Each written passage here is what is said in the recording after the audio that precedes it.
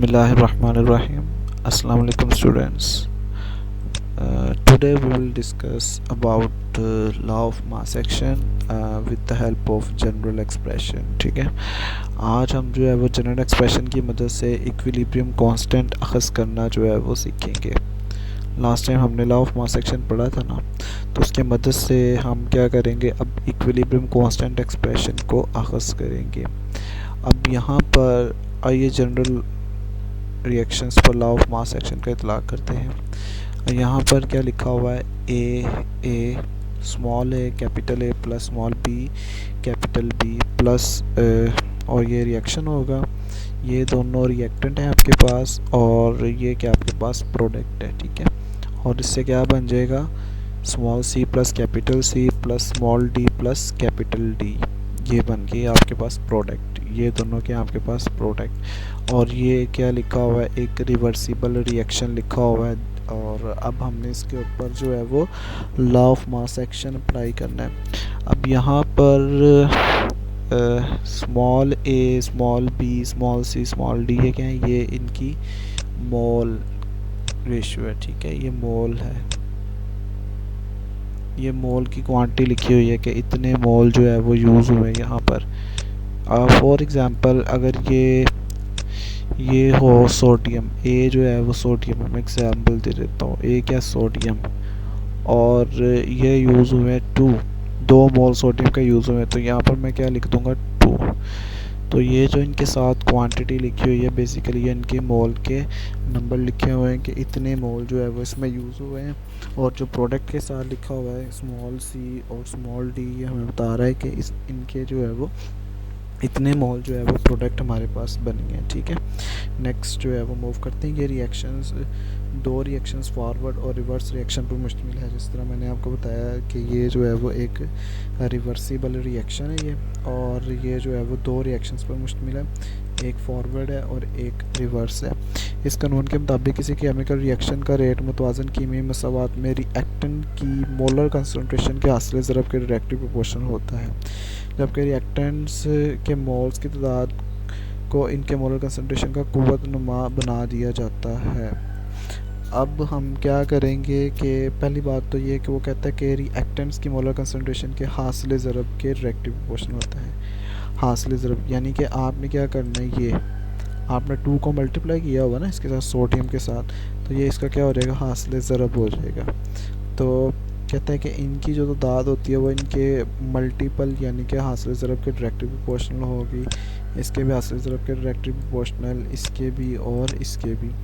आइए अब जो है वो हम पहले देख लेते हैं। आइए पहले फॉरवर्ड रिएक्शन की वजाहत करते हैं। दर्ज बाला मसावात में कैपिटल ए और कैपिटल बी रिएक्टेंट्स हैं, जबकि स्मॉल ए और स्मॉल बी बिल तरतीब इनके मोल्स की तादाद है। जिस तरह मैंने बताया कि ये जो यहाँ पर small A small B small C small D लिखा हुआ है, ये इनके मोल्स की तादाद है। जिस तरह सोडियम है 2 लिखा हुआ है उसके साथ, तो उसके यहाँ पर क्या हुआ है, 2 जो है वो यूज़ हुए हैं।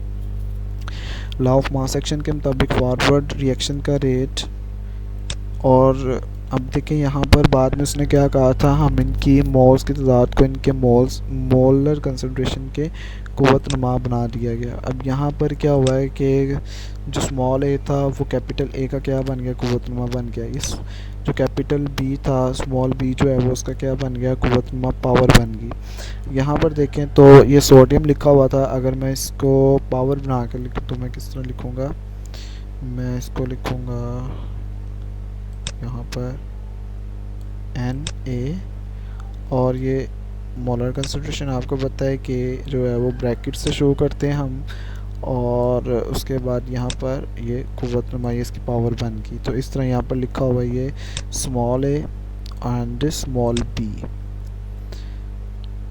नेक्स्ट देखें, यहाँ पर आपको पता है कि RF यानी कि फॉरवर्ड रिएक्शन डायरेक्टली प्रोपोर्शनल है किसके, फॉरवर्ड रिएक्शन डायरेक्टली प्रोपोर्शनल है यहाँ पर small A small capital A small B capital B के। तो यहाँ पर यही लिखा हुआ है, फॉरवर्ड रिएक्शन डायरेक्टली प्रोपोर्शनल है कैपिटल ए, और ये इसका स्मॉल ए जो है वो इसकी पावर कैपिटल बी और स्मॉल बी इसकी पावर। अब आपको पता है कि यहाँ पर प्रोपोर्शनैलिटी कांस्टेंट को ख़त्म करने के लिए यहाँ पर प्रोपोर्शनैलिटी साइन को ख़त्म करने के लिए हम यहाँ पर कोई इक्वल का साइन लगाएंगे और साथ जो है वो इसके कोई कांस्टेंट लगाना पड़ता है। के एफ हमारे पास क्या है, यहाँ पर कांस्टेंट है और ये हमारे पास है फॉरवर्ड रिएक्शन। और इसी तरह हमने जो है वो ऊपर वाली रकम को एज इट इज़ जो है वो नीचे लिख दिया, जहाँ के आर फॉरवर्ड रिएक्शन का रेट कांस्टेंट है, जिस तरह मैंने आपको बता दिया।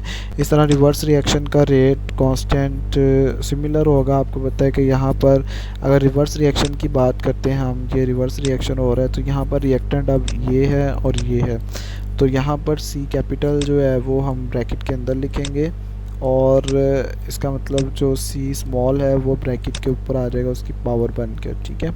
सिमिलरली डी का भी यही होगा। यहाँ पर देखें ज़रा, रिवर्स रिएक्शन में कैपिटल सी स्मॉल सी, ये स्मॉल सी है इसके ऊपर, and similar capital D and small D, ये स्मॉल डी है, ठीक है। खास ज़रूर के डायरेक्टली प्रोपोर्शनल होता है, जबकि सी और डी मतवाज़न मसावात में दिए गए मोल्स की तादाद है, ये आपको मैंने बता दिया। रिवर्स रिएक्शन डायरेक्टली प्रोपोर्शनल है कैपिटल सी के मोलर कंसंट्रेशन ओवर और इसकी पावर स्मॉल सी, इसी तरह कैपिटल डी की मोलर कंसंट्रेशन और इसकी पावर स्मॉल डी।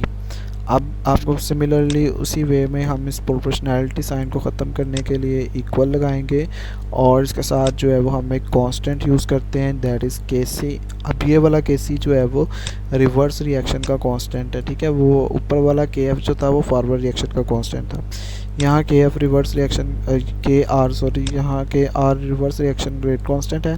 हम जानते हैं कि इक्विलिब्रियम की हालत में दोनों रिएक्शंस, अब आपको पता है कि जब इक्विलिब्रियम कायम होती है तो फॉरवर्ड रिएक्शन का रेट जो है वो बराबर हो जाता है रिवर्स रिएक्शन के, ठीक है।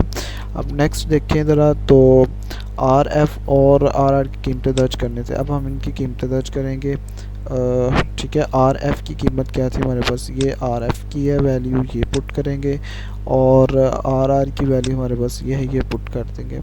तो के एफ ये आ गई उसकी वैल्यू, ठीक है।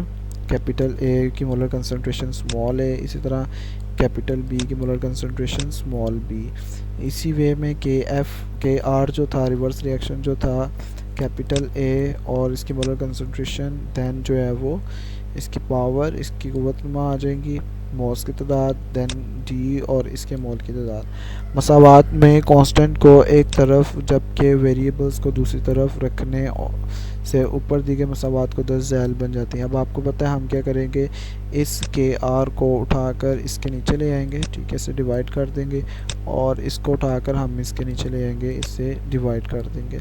तो सिमिलर वे में ये हमारे पास क्या है, के एफ है और के आर दूसरी साइड से आ जाएगा, इसके साथ डिवाइड हो जाएगा।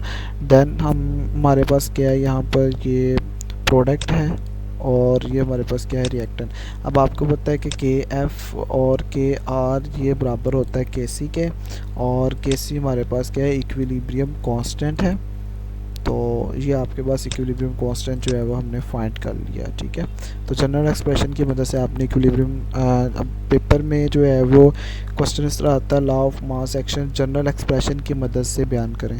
तो जब आपको जनरल एक्सप्रेशन की मदद से आए तो आपने ये वाला लॉ ऑफ मास एक्शन लिखना है, और अगर सिंपल पेपर में आ जाता है कि लॉ ऑफ मास एक्शन बयान करें तो जो लास्ट टाइम हमने पढ़ा था वो आप लिखेंगे।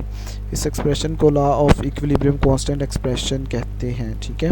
अब ये लॉ ऑफ मास एक्शन नहीं रहा, बल्कि ये चेंज हो गया किसमें, law of equilibrium constant expression. तो एक्सप्रेशन का वर्ड आ जाए तो ये वाला लिखना है, अगर simple law of mass action आता है तो आपने लास्ट टाइम जो हमने पढ़ा है वो लिखेंगे। तमाम रिवर्सिबल रिएक्शन को इस तरह जाहिर किया जा सकता है मिसाल के तौर पर। अब यहाँ पर एक एग्जांपल है, दो एग्जांपल मैं आपको करवाऊँगा। जब नाइट्रोजन ऑक्सीजन के साथ रिएक्ट करके नाइट्रोजन मोनोऑक्साइड बनाती है तो मज़ेदार रिवर्सिबल रिएक्शन होता है। अब नाइट्रोजन है ऑक्सीजन के साथ रिएक्ट कर रही है और आपके पास नाइट्रोजन ऑक्साइड बन रहा है, ठीक है। यहाँ पर देखें N2 + O2 2 NO, यहाँ पर जो है वो इनके मोल्स की तादाद अगर नहीं लिखी हुई तो यहाँ पर क्या होगी 1, और यहाँ पर भी नहीं लिखी हुई तो ये भी क्या 1। इसका मतलब 1 लिखें ना लिखें तो इस पर कोई फ़र्क नहीं पड़ेगा। देन ये रिवर्स रिएक्शन है, इसके साथ इसके मोल्स की तादाद जो है वो हमें दी गई है। आपको पता है कि फॉरवर्ड रिएक्शन का रेट के एफ बराबर होता है किसके, के आर के एफ के, ठीक है। आर एफ जो था रेट ऑफ फॉरवर्ड रिएक्शन बराबर होता है किसके, के एफ यानी कि constant of forward reaction, nitrogen है और देन ऑक्सीजन है। इसी तरह रिवर्स रिएक्शन है, तो रिवर्स रिएक्शन में के आर आर बराबर होता है किसके, के आर के, और आपको पता है के नाइट्रोजन ऑक्साइड। अब यहाँ पर देखेंगे 2 इसके साथ मोल्स की तादाद लिखी है, तो इसकी क्या बन गई, पावर बन गई। तो अब देखें, आपको पता है कि के सी जब हम लिखते हैं तो प्रोडक्ट को ऊपर लिख देते हैं और रिएक्टेंट को नीचे। प्रोडक्ट को हमने ऊपर लिख दिया ये, और देन हमने जो है वो रिएक्टेंट को नीचे लिख दिया। इस तरह एक और एग्जांपल है आपके पास, अमोनिया ने बनाने के लिए हाइड्रोजन और नाइट्रोजन के रिएक्शंस के लिए मुतवाज़न केमिकल मसावात ये है। अब आपने इसका जो है वो केसी फाइंड करना है, तो कैसे करेंगे, आपको इसके साथ देखें ये मोल्स की तादाद लिखी हुई है 3, ठीक है। इसके साथ मोल की तादाद नहीं दी गई तो इसका मतलब 1 हो गया। यहाँ पर मोल की तादाद 2 दी गई है, तो आप सिंपल यहाँ से डायरेक्ट इसको देखकर जो है वो केसी लिख सकते हैं, बजाय इतने जो है वो आप झंझट में पड़े। केसी इज़ इक्वल टू, अब देखें यहाँ पर आपको पता है याद कर लें कि प्रोडक्ट ऊपर आनी है, तो प्रोडक्ट को लिख दें। अब n बराबर है NH3, ठीक है। और आपको पता है कि इसके साथ कितने मोल्स लिखे हुए हैं, 2 मोल्स, तो मोल्स इसके क्या हो जाएंगे, कुव्वतनुमा बन जाएंगे, डिवाइडेड बाय, अब यहाँ पर देखें ये N2 है, N2 and then 3H2 plus, अब 3 जो है वो इसकी क्या बन जाएगी, कुव्वतनुमा बन जाएगी, इसकी जो है वो पावर बन जाएगी, और H को जो है वो H2 को हम एज इट इज़ लिख देंगे, ठीक है। यहाँ पर H2 उसी तरह से हमने लिख दिया, और 3 इसकी क्या बन गई, पावर बन गई। तो देखें इसने सॉल्व करके भी जो है वो ये निकाला है, और हमने डायरेक्ट भी निकाल लिया।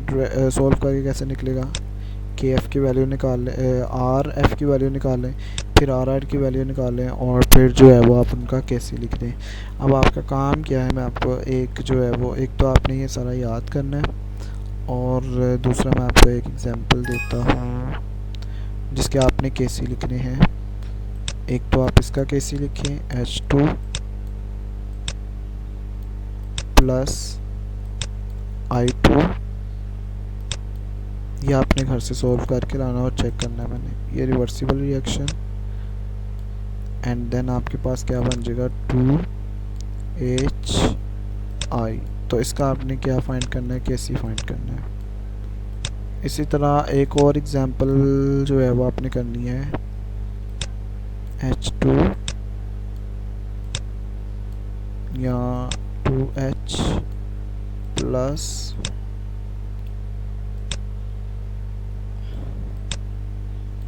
इसका आपने केसी फाइंड करना है, H2O, ठीक हो गया। फिलहाल ये दो केमिकल इक्वेशंस आपने लिख के इनका जो है वो केसी फाइंड करना है, ये मैं चेक करूँगा, और बाकी सारा आपने याद करके आना है। थैंक यू स्टूडेंट्स, अल्लाह हाफिज़।